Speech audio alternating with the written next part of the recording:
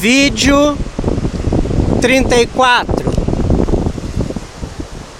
Bom, como tu sabe, eu ia me matar daquele jeito que eu estava vivendo. As horas de sono não existiam, a alimentação era precaríssima e muito álcool, muita festa, muita mulher, muita noite, né?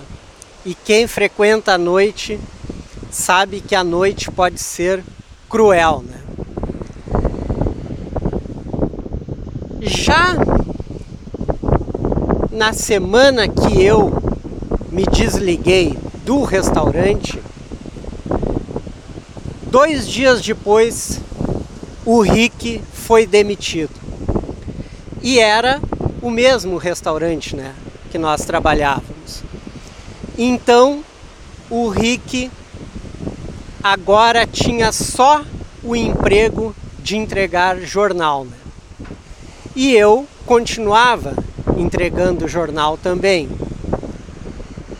Só que aquele jornal ia de mal a pior. Era um dos jornais mais tradicionais de Portugal, muito antigo, não sei dizer se era o primeiro, mas era um jornal muito antigo. E este jornal passava por grandes dificuldades. E essa estratégia da distribuição gratuita à borla não estava dando o retorno financeiro, que seria o retorno dos anunciantes, não estava dando o retorno esperado. Tinha uma brasileira que trabalhava no escritório desse jornal e ela já nos adiantava que a coisa ia de mal a pior. Já tinham acontecido atrasos em pagamentos e, por último, eu estava entregando o jornal em Rio de Mouro. Rio de Mouro era no caminho para Sintra, só que era antes de Sintra. E a quantidade de jornal a ser distribuída já estava diminuindo, já em função da dificuldade financeira do jornal, e cada vez mais a coisa se complicava. E eu, naquele ritmo de sair de madrugada de comboio até Rio de Mouro, depois voltar a Lisboa, correr até as Amoreiras para trabalhar no Boticário, e num ritmo também de trabalho muito forte no Boticário, as coisas estavam muito complicadas. E aconteceu de o nosso supervisor no jornal colocar essa situação e colocou para mim e para o Rick: olha, nós estamos diminuindo o pessoal, nós não estamos em condições de pagar todo mundo, e em cada setor o número está sendo reduzido pela metade. Ou seja, entre eu e o Rick, só um poderia continuar trabalhando. Isso aí tu já adivinha a decisão que eu tomei, né? Como eu tinha 2 empregos e o Rick só o jornal, e também veio a calhar, é uma expressão bem portuguesa, a calhar, que eu estava me matando naqueles horários. Então eu disse: não, fica o Rick trabalhando e eu saio fora, né? Porque ajudava o Rick e, sem querer ou querendo, a minha saúde melhorava porque eu diminuía o meu ritmo de trabalho. E eu até fiquei com valores para receber do jornal, nunca me pagaram. Eu perdi dias trabalhados lá e ficaram na promessa de me pagar e nunca pagaram, né? E os últimos que foram saindo, que o Mala também entregava jornal, o Leon entregava jornal e vários outros brasileiros entregavam jornal. À medida que eles foram saindo, os últimos já não receberam praticamente, ou receberam pingado, receberam um pouco, porque a dificuldade financeira era grande, né? Isto também coincidiu com o momento que eu começava a viajar pelo Boticário. Então isso também ajudava, porque eu não teria como manter o meu emprego no jornal viajando pelo país, né? E o diretor chegou para mim e disse: olha, temos que entregar uns produtos no Porto e em Viana do Castelo, ambas cidades ao norte do país, né? Inclusive Viana do Castelo é a última do país ao norte, né? Encosta praticamente na Espanha, na pontinha lá em cima. E o diretor, da outra vez que nós tínhamos ido a Arganil, fora com um furgão, uma carrinha locada, né, de aluguer. Portugal é aluguer.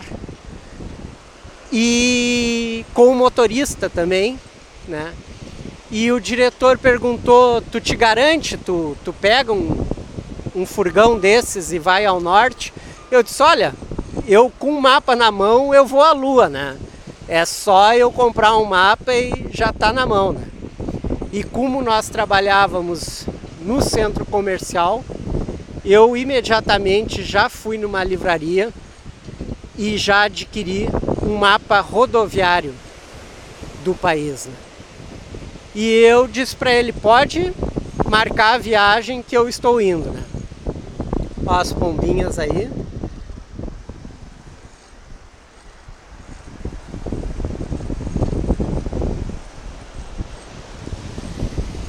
Essas pombinhas também me lembram Lisboa, né? E ele chegou e disse: não, vai tu, o Amador e o Denis. O Amador e o Denis também trabalhavam no armazém, no depósito comigo, né? Então ele disse: não, é uma viagem longa, né? Tu não conhece a estrada, então vai com eles que qualquer problema vocês estão em três, né? E claro, para mim também era confortável, porque quem conhecia o país, eles também não conheciam aquela região, mas digamos assim, eles eram do país, eles eram portugueses, né?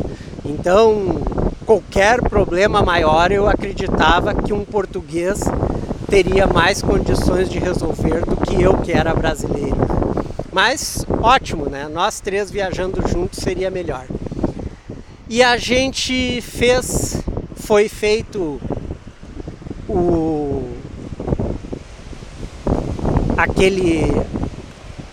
a separação daqueles produtos, né? A gente fez no depósito. E foi um dia complicado, tinha dado um monte de transtorno e problema até para imprimir a nota.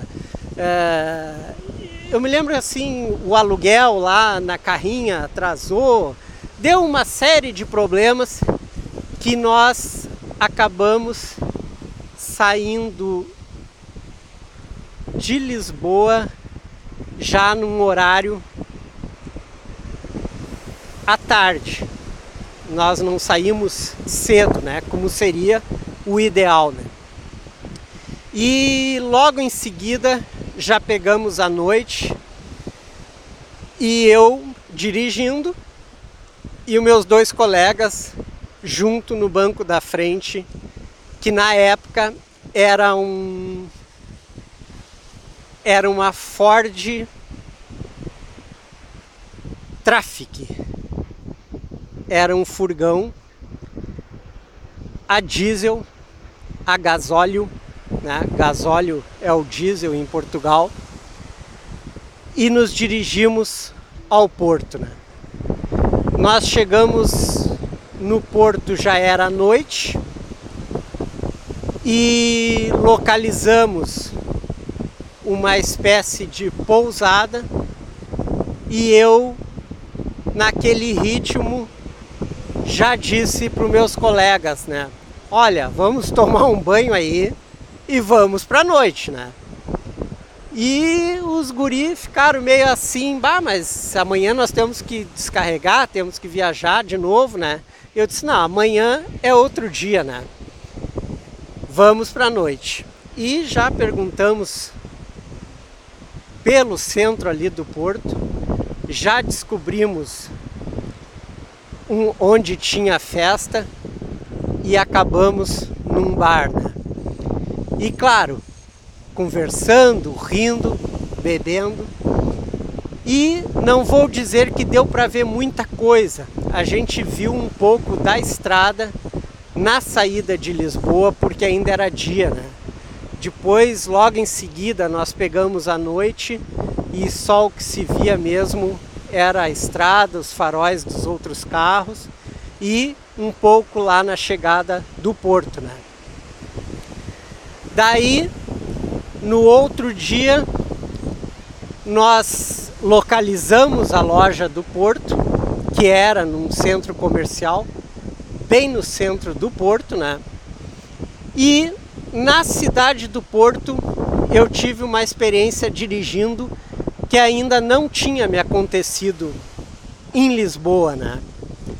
Na cidade do Porto tem uma grande avenida principal e ali os veículos andam numa velocidade bem razoável, para mais assim, uma velocidade que não é muito lenta. O trânsito não era muito trancado e na primeira faixa de segurança em Portugal, passadeira, né? Na primeira faixa de segurança eu quase matei 3 jovens estudantes, né? Simplesmente os jovens vinham pela calçada conversando e eu pensei comigo, aquela gurizada tá me vendo, né? Tranquilamente, eu vinha naquele ritmo e a gurizada simplesmente se jogou na frente do furgão e eu fui nos freios, atravessei o furgão e simplesmente aqueles 3 nem olharam para o lado.